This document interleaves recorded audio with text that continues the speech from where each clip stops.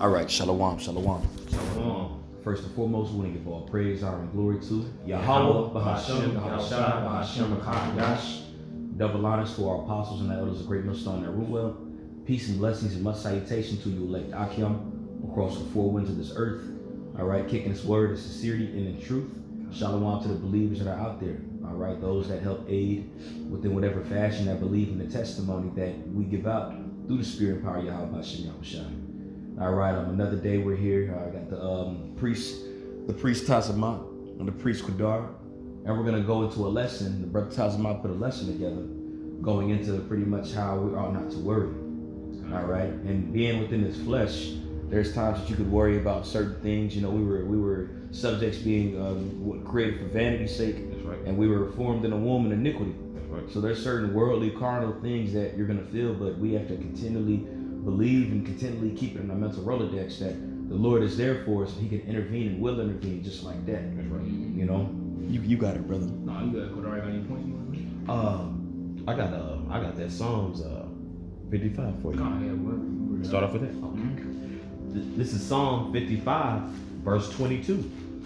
Cast thy burden upon Yahweh, and He shall sustain thee. He shall never suffer the righteous to be moved. Right. It says he shall never suffer the righteous to be moved. You see what I'm saying? So if you believe that Yahweh Bahashem Yahushua is dealing with you, you know, you're doing this work, all right, you're laboring and you're toiling for Yahweh Bahashem Yahushua to the best of your ability. You know, there's certain times and certain scenarios and situations where you may feel like, how can I word? I guess you may feel overwhelmed at times. You know, and with us being in this flesh, that's just that Satan, you know, he deals with pushing buttons in your flesh to make you feel like, you know, the Most High is not with you, or, you know, this could be happening to you because the Lord ain't dealing with you, this, that, and the third. But a lot of times, you know, it's a test. It's a test of your integrity. It's a test of your character. It's a test on how it's a test on how you trust and believe that the Lord is with you. If you believe that the Lord is with you, all right, there's nothing that can be against you in any circumstance, even what the scenario even looks like. You know, could you read that last part again on there? He shall never suffer the righteous to be moved. Right, he shall never suffer the righteous to be moved. You see what I'm saying? Now we're striving for perfection. All right, we're hoping that we're considered, you know, righteous in the eyes of Yahweh through His Son's Yahushua's blood.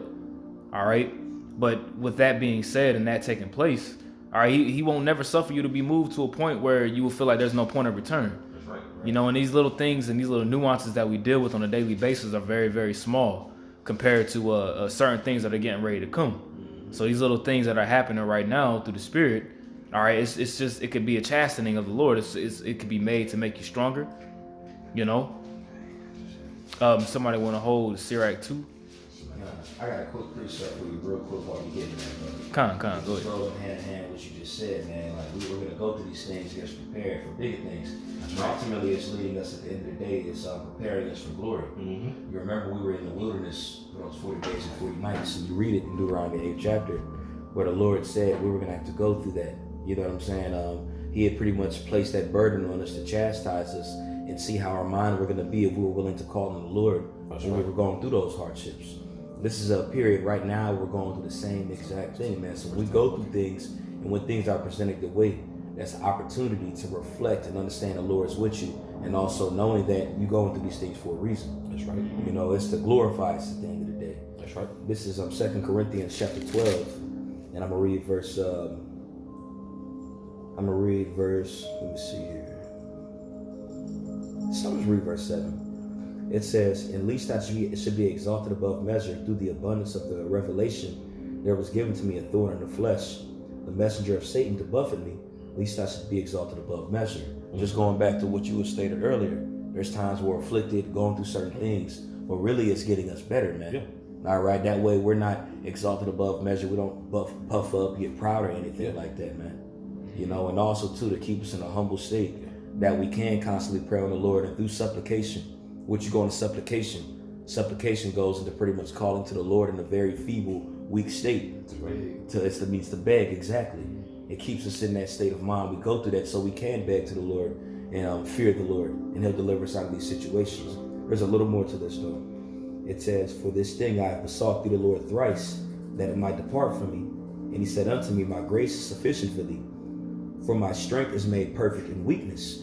All right, and there's times that we go through things, even when you go into that terrible day that's to come. All right, we beg to the Lord in that state of weakness. Okay, he's going to deliver us out of whatever the situation it is. All right, and that's also too, at the same time, that builds us up and gets us stronger as men. We're warriors, we're soldiers, you know. We was in Slovakia, bro. You know, I'm just saying this real quickly. You got it. But we was talking about this just a second ago.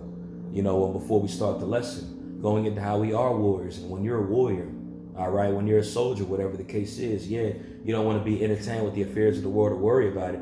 But at the same time, you see different things, man. You see stuff when you're out there in war. The type of stuff soldiers see, man, it really hardens them up and toughens them up. That's right. Some of that stuff is traumatizing, you know, but you see it. That's right. All right, and through the Spirit, the Lord is putting us through that to harden us up, you know, keeping us low, but at the same time, knowing that if we call on Him, He's going to deliver us up. But we're going to have to go through certain things at the same time, too. You know, you ain't going to sit here, He's going to just float in the cloud. You're going to go through tough situations. And then, if I can say this, that mercy is compassion and forgiveness at the same time. Because the Lord can just drag you to here and fro and just put you through, you know, pure hell if you just being a demon. But if you believe, you consider righteous and not to be moved. You know, like we just, you know, read earlier, and then like the brother just read in Corinthians, the letter with Paul, you know, you're going to have a thorn in the flesh. We got brothers who got ailments, who hella sick, man, but they believe in Yahweh Shem Yahshua. The brothers steadfast and stay in the spirit, the Most High got something special for them, man. Yep. You know? Yep. It's a test of endurance. That's right. That's right. You want to go in there, brother? Yeah, you can bring it out. Okay, we're through with it? Mm-hmm. Okay, God. This is Ecclesiasticus chapter 2, starting at verse 10. Look at the generations of old and see. Did ever any trust in the Lord and was confounded? Mm-hmm. Or did any abide in his fear and was forsaken? Mm-hmm. Or whom did he ever despise that called upon him? Right, exactly. So at the end of the day, the things that are written aforetime are written for our learning. We have examples of our forefathers that were in a very, very tight and dire situations where they could have, you know, built up a huge level of anxiety. They could have built up a huge level of fear or a lack of carefulness, whereas they maybe would have resorted to the flesh versus relying on the Spirit. That's right. You see, like, think about, you know, Shadrach, Meshach, and Abednego, or Hananiah, Azariah, and Mishael. Mm-hmm. If they would have thought about the cares of this world and the cares of their life and bowed down to the image that Nebuchadnezzar set up, versus them sticking to the Spirit, not caring, or not worrying about the outcome of not bowing down to the image and them still being delivered at the end of the day. That's right. You need, these things are written for us in these times now, so that we know not to care or worry about, you know, little things that could be in front of us, for lack of better words, you know, and the little things that we do worry about, most likely 9 times out of 10 is something very, very small. That's right. You know, something very, very small and minuscule for us to not even really cast our thoughts upon. Yeah. Whereas it's, you know what, man, I'm gonna let Yahweh Shem Yahshua deal with this. Something that could change, you know what I'm saying? Mm-hmm. Especially when it comes to Yahweh Shem Yahshua. Yep. Yeah, and as the scripture says, it's the Luke, the first chapter, there's nothing impossible with the Lord. That's right. That's right, brother. You know, and the thing is, you know, it's believing that there's nothing impossible. That's right. You know, because we can read that all day. You know, but do us truly believing that, man, the Most High, Yahweh Shem Yahshua, he can do anything. He can make anything happen. That's right. You know, go ahead. You know, she had more to that. You want me to keep reading then? I mean, that was the point. The point. Oh, no, I got it. That's the point. Okay. This is Philippians chapter 4, verse 6. It says, "Be careful for nothing, but in everything by prayer and supplication with thanksgiving, let your requests be made known unto Him." It says right there, be careful for nothing. And when you go into that, that pretty much means don't worry. Right. All right. And you had brought up the example going into how their situations where the Lord got us out of situations. And a lot of times the Heavenly Father got us out of situations when it was dire, when you knew dang well your own flesh wasn't going to get you out, the sword wasn't going to get you out, just the Lord. What did they do? There was always a man that led in prayer, calling out to the Lord. You know, around the time of King Hezekiah and Isaiah, when those Assyrians were getting ready to go into Jerusalem, you know, the night prior, Isaiah and Hezekiah made prayers up unto the Lord, and the Heavenly Father had plagued that whole military, and they didn't come in there. And there's numerous examples where these things have taken place, like the scripture that was just brought out in Sirach 2. You know, remember the generations of old. That's right. There's generations and there's examples of our ancestors and our fathers, you know, our progenitors, and they went through certain things. That's right. Certain things. But when that request or that prayer was made to the Heavenly Father, man, immediately, instantly, he had delivered us out of that situation. And just like he did it back then, whatever little minuscule things that we might go through in our lives, the smaller things that we might trip on and fret, we ain't supposed to cast our cares upon that stuff. That's right. All right. And then when those major things take place that we understand is going to happen, that's the mind state we got to be. And we practice this daily. That's right. When we do go through these little minuscule things as the brothers are going into, we practice it daily, overcoming the situation daily, not worrying daily, praying daily. Apostle Kabar did a lesson on prayer just a few days ago, and pretty much saying, he brought up this scripture. That's right. Going into when you make your request known, like you ain't supposed to worry about what else is. That's right. Like that's something that we need to do is pray. That's right. You know? Right. That's all I had, y'all. I got one else you have. Go ahead. Okay, this is Isaiah chapter 41, verse 13. For I, Yahweh, thy power, will hold thy right hand, saying unto thee, fear not, I will help thee. Verse 14. Fear not, thou worm Jacob, and ye men of Israel. I will help thee, saith Yahweh, and thy Redeemer, the Holy One of Israel. Okay, and we all know through the spirit and power of Yahweh by Shemiah Shah, the Redeemer is who? Yahweh Shah Mashiach. And then the most high is what? The most high has ordained that, man. And he's delegated that to Yahweh Shah Mashiach. Mm-hmm. So what? We understand through the blood that's been sacrificed for the nation of Yahshua, it's gonna start with the elect first and foremost, man.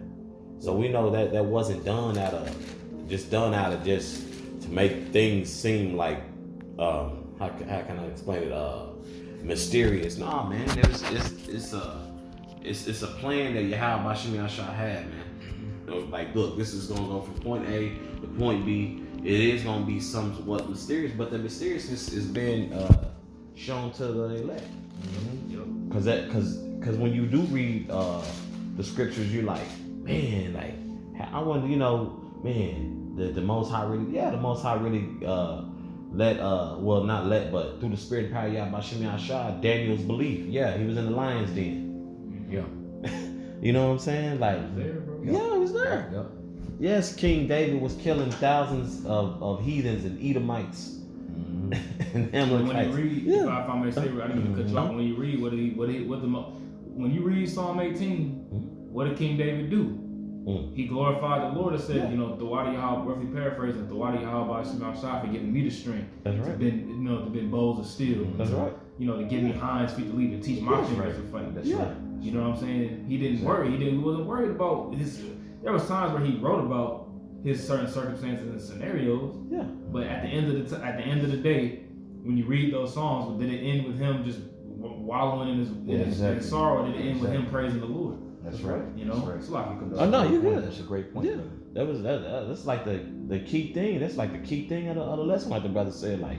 Like that stress, man. Why you think, Jake? A lot of times our people are just people of our nation, man, be so damn sick, man.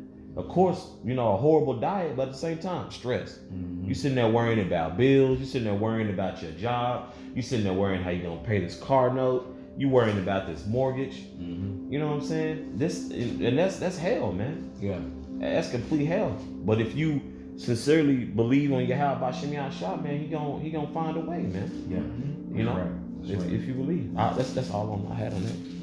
I had one real quick. Okay. This is the book of St. Matthew chapter 7, and I'll start at verse 7. It says, ask, and it shall be given you. Seek, and ye shall find. Knock, and it shall be opened unto you. For everyone that asketh, receiveth. And he that seeketh, findeth. And to him that knocketh, it shall be opened. Yeah. And that's simply going into the man who believes, man. And then the select number of Aquat out there. That's right. Because brothers, hey man, we know, hey man, we done lived with each other, man. We on the front lines fighting, for one another and fighting in the name of Yahweh by Shemiah Shah. So of course we know brothers' dirty laundry, or we know brothers' strengths, we know brothers' weaknesses, man. But what we do know, we wanna be able to rely on Yahweh Bashim Yahshua, man. And that's something these scoffers don't understand too. That's something they hate too.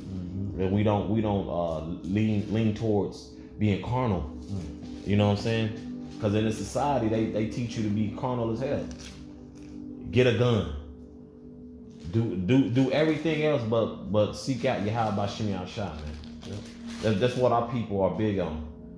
Because if you tell Jake, yeah, man, you just gotta have, you gotta have faith. You gotta believe. You gotta sincerely cast your burdens upon the Most High. Ah, man, I'm gonna get it how I live. All right, bro. I'm a black king. Yeah. I don't need no help. Yeah. And where has that got Jake's black ass, man? Nothing but more destruction, man. I gotta look confused as hell. So like it, go ahead. No, you good. Did you have more on that precept too, Tazaba? No, that was I'm a black king. But just a quick one of what you said earlier. It says in Psalms 44:6, "For I will not trust in my bow, neither shall my sword save me. But thou hast saved us from our enemies and has put them to shame that hate us." You know, so hey, it just goes to the not trusting in your arms at the end of the day. Not trusting in your flesh. Because of course there's times where things might happen and you might feel like your flesh is the only thing to resort to to end up getting out of that situation. Not saying that's a mind to have. You know, now for example, you got those guys out there that preach on the highways with guns and everything.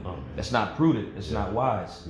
You know what I'm saying? And hey, the Lord clearly gives us scriptures like this that tells us. Yeah, we get to David. David was a warrior and this, that, and the third. But David was also sovereign as well.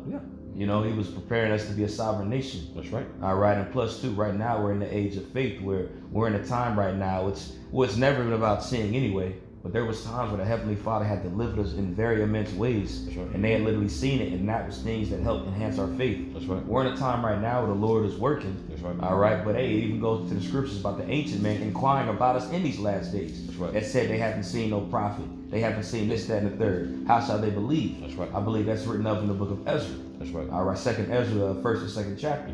Okay, but just going back to the point of trusting, like the brother that went into, man, we don't need to trust in carnal things, man. All right, Jake catch hell. You know what I'm saying? The first thing Jake want to go to is a carnal thing to help soothe him. You know what I'm saying? Whether it's the world or whatever your weakness is, man. If we continue to trust in the Lord, He's going to sustain us and open up that door that was spoken of earlier, man. That's right. That Yahweh had spoken of in Matthew 24. That's right. That's it on that. I got one. This is Isaiah 46, verse 8. It says, "Remember this and show yourselves men. Bring it again to mind, O ye transgressors." Bring what again to mind? Of the former things of old. That's right. All right, the former ways of how Yahweh Shai delivered us, man. Right. All right, that's why it says, "Remember this and show yourselves men." You see, because when you get into a weak mind that lacks faith, and that Yahweh Shai can get you out of a scenario situation, man, that you really become effeminate. And then with that word effeminate means to have a lack of faith. That's right. You see what I'm saying? Now there's instances of like for example, like the woman in Second Maccabees, the 7th chapter, that with the woman and her sons, when her sons got tortured, she showed a true sign of faith in that scenario situation. So she actually had a masculine, manly spirit, really being honest. Right. You know what I'm saying? But for us being in these last days and us dealing with certain scenarios and situations that may come about in our life, we have to remember ourselves and show ourselves men. All right, I'm gonna continue. Verse 9, it says, "Remember the former things of old, for I am the Most High, and there is none else. I am the Most High, and there is none like me, declaring the end from the beginning, and from ancient times the things that are not yet done, saying, my counsel shall stand, I will do all my pleasure." And how is the Lord's counsel going to stand? He's at the end of the day, He's going to do what He wants to do. He's going to do what He already said He's going to do. Right. Yeah, but at the end of the day, it says, I will do all my pleasure. His counsel shall stand. That's right. So where do you refer back to? What do you refer back to in times of distress? What do you refer back to in times of hopelessness? What do you turn back to in times where you feel that you could be in despair? Or you turn back to the Lord's counsel? You turn back to His word. That's right. And then even at times, man, you call upon Yahweh Bashim Shai, you praying to Him, and you use His word to solidify His word, man. That's right. You said, Lord, you said if I ask for faith and if I ask for nothing, whatever you said, you will give it to me. That's right. You keep, I'm not necessarily saying you hold Him accountable. That's not what I'm trying to say. But you you pretty much you're reiterating his counsel, which he already knows, but he wants you to reiterate back what he said. Right. You know, that's why it says his counsel shall stand. Yeah. You know. The scriptures say, faith cometh by hearing, and hearing cometh by the word of the Most High. That's right. Now we receive faith when we hear the words, but you also hear the words when you're within the scriptures and you meditate on it. You know. Now, of course, resort to going to videos as well whenever you're feeling down and out. You know, you got the apostles, others, different brothers that do lessons which come from the scriptures, and that gives you faith to perform certain things or conquer certain fears, man. That's right. All right. Hey, you got the elder brother Ariala. That spirit's been heavy on him to pretty much go into how can I word this? Pretty much self-developmental lessons. Yeah. So you can hear that stuff and practice it for yourself. Yeah. All right. And again, you have different accounts within the scriptures where the man that went through certain situations and you go through it, man. Those type of things build faith. That's right. And more immense faith, and also too the things that you go through and the experience that you do have when you've realized the Heavenly Father's helped you, got you out of situations. All right, your level of belief goes higher. That's you get to the point where you even believe more and more and more. You always have faith. You have faith. All right, but you get more faith once you conquer situations, go through it, see how the Lord delivered you, and that caused you to really believe more and more. And it shows. The fear of the Lord shows. That's right. You know. But gotta practice these things daily, man. And again, it takes experience, man. All right, because can't none of us say that we've been presented in front of 50 men with swords and knives coming at us, or with guns, whatever the case is. Exactly. But as the brother stated earlier, we go into those examples and we look on those examples. Now we have been in situations where your car might have broke down. You don't know what you're gonna do. You don't know how you're gonna feed your child. You lost your job, whatever the situation is. And the more times you go through these things and you experience it, you add it to your repertoire of faith to the point where you call unto the Lord more, and He's going to deliver you out just like He delivers you out of that situation. For all of us that believe right now, we all went through stuff, and you still here, man. You believe and you feared and trusted in the Lord, man. These are things we practice. That's right. Yeah, if I can say this brother amongst many other brothers on a live camp was delivered out of a situation where right. Edomite had a gun. That's right. Brother didn't resort to being carnal. Exactly. That brother screamed on him through the spirit and power of Yahweh Shem Yahshua. That's right. You know what I'm saying? You got your sword, we got our sword. You know what I'm saying? That's right. That's right. I got something. Come. And when y'all can break it down. This is Luke chapter 10. I'm starting at verse 38. It says, "Now it came to pass as they went that he entered into a certain village. And a certain woman named Martha received him into her house. And she had a sister called Mary, which also sat at Yahweh's feet and heard his word. That's right. But Martha was cumbered about much serving." Can you get that word cumbered real quick? Luke chapter 10, verse 38. Luke chapter 10, verse 40. It says, "But Martha was cumbered about much serving, and came to him and said, Lord, doest thou not care that my sister hath left me to serve alone?" Right. And what was going on when you read that there? Again, you have Martha and Mary. Both of them were believers in Yahweh. You know, and Martha was pretty much, like doing her womanly, doing her duties of the household. We understand there's certain lots of duties that people had. And particular women, they taking care of the house, getting things ready. Yahweh is coming. We got to get things ready. This is the Messiah. He's here. We got to cook. We got to make sure the house is good, this, that, and the third. Being in the position of wanting to serve Him. You know what I'm saying? That's what was taking place. All right? Go ahead, read that again, Baba Kashan. Or whoever got that. You got the word cumbered? Yeah. Okay. I got it. You ready? Mm-hmm. Okay. This is cumbered.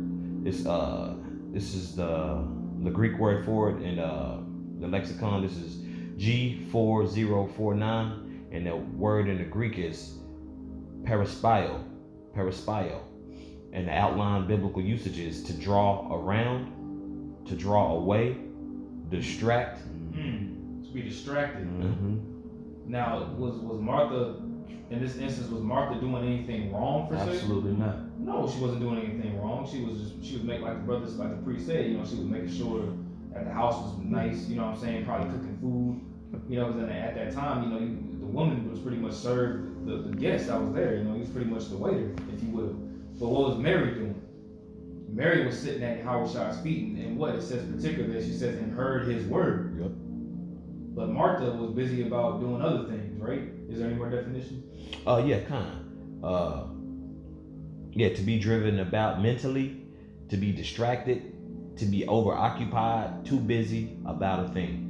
To be too busy, to be overoccupied. That's right. Yeah, wasn't really paying attention that you had the source of water right there, but you was occupied in other things. Yeah. And it's crazy how things can come your way and you're occupied in it and don't even know that it's anything that, because it's not unlawful. Yeah. You know, it's not unlawful, but it's really where your mind is at. That's right. You know? Yep. That was on that where I'll go ahead and continue with. Okay. Go ahead and continue. I'll read verse 40 again. But Martha was cumbered about much serving and came to him and said, Lord, doest thou not care that my sister hath left me to serve alone? But bid her therefore that she help me. And Yahushua answered and said unto her, Martha, Martha, thou art careful. All right, can you get that word careful? Verse 41. Interesting. It says, thou art careful and troubled about many things. See, being distracted and you worried about many things, right? You got that word there? That word is it's in Greek. It's G3309, and that word is marimeneo. Yeah, Slakia. Marineo. Yeah, marineo. And that is outline biblical usage is to be anxious, to be troubled with cares. That's the same word in Philippians 4 and 6. That's right. Go ahead. To care for, look out for a thing, to seek, to promote one's interest, caring or promote one's interest. Yeah. You pretty much trying to promote your own interest. You're trying to do your own thing. That's right. You worried and cared about other different avenues and different aspects and facets of life when you're not worried about the true That's right. life that's already there. Right? That's right. Go ahead. Caring or providing for. Caring or providing for, but that key word there is to be anxious. That's right. Now, when you anxious, that goes back to having a form of anxiety. Yeah. When you really have a huge form of anxiety, typically 9 times out of 10, you're worried about stuff. Yeah. You know, you're worried about many things. You see what I'm saying? Right. So it says, Yahushua answered and said unto her, Martha, Martha, thou art careful and troubled about many things. But one thing is needful, and Mary hath chosen that good part, which shall not be taken away from her. Right. You see what I'm saying? So Mary was what she was doing, what she was supposed to be doing. Right. You know? And symbolically, you know, that could be likened unto us, man. You know, not necessarily being busy about with so much different things in the world. That's right. And worried about so many other things when you're not. Keep your heart about shit shine in the forefront, and all things be established. That's right. That's right. Exactly. You see what I'm saying? Exactly. That was it. Come. You got one? Sure. I got one if you don't. Con, you got it, bro. Okay, come. This is First Peter. That's the one I had. Oh, it's like That's the spirit. Yep. I had that. That's the spirit, man. This is First Peter chapter 5, verse 7. Casting all your care upon him. Verse 6, brother? Yeah. Okay, this is verse 6. Humble yourselves, therefore, under the mighty hand of the Most High, that he may exalt you in due time. Casting all your care upon him, for he careth for you. Hey, and even parts going into that humbling, when you go into that word humble, it goes into the word humiliation. Yeah. And this is the trials and tribulations that we get put through. Remember in 2 Corinthians 12, what was read earlier, Paul said, what? There was a messenger of Satan that was sent to buffet me in the flesh. Yeah. That way I won't be exalted above measure. Yeah. All right, so that was a humiliation or a humbling process that Paul was getting put through. That's right. And as Paul is an example of we all got to go through it. Yeah. You know, so as it says right there in verse 6, verse 6, humble yourselves therefore under the mighty hand of the Most High. We keep that in our mental Rolodex, but at the same time, the Lord is doing this to us as well. You know, he's humbling us right now. That's right. You know, if I can say this, you know, we like to use, you know, all the brothers do. We like to use analogies. Think about when you were the man in high school and on the collegiate level when you played sports, and you get drafted. You're in a high first round. You're in a possible top 5, top 10. What do you do your rookie year? You get your ass humble. You sit on the bench. You work hard.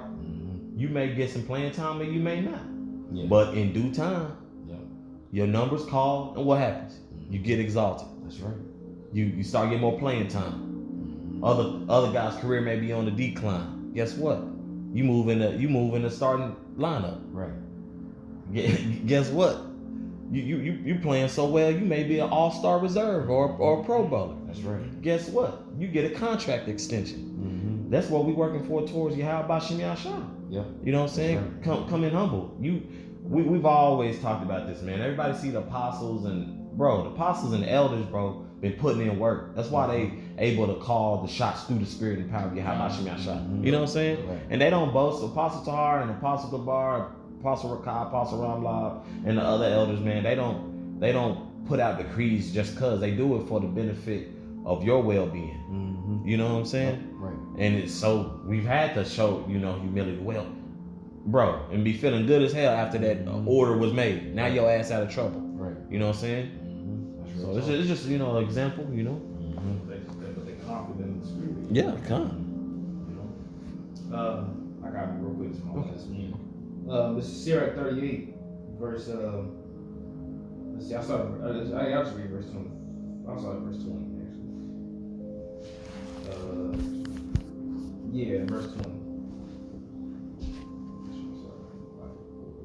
Yeah, I saw verse 20, so I can just kind of looking down. It says, "Take no heaviness to heart, drive it away, and remember the last end."